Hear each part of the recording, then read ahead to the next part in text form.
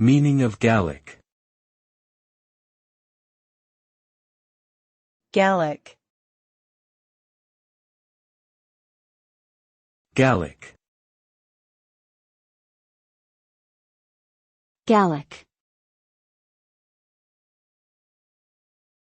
Gallic.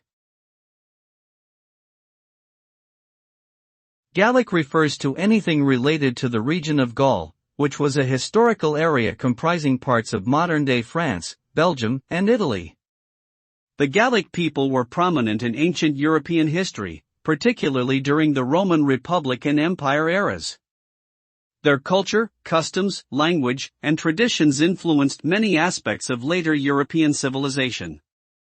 Today, the word Gallic is used to describe something that is reminiscent of or related to the ancient Gauls or their culture.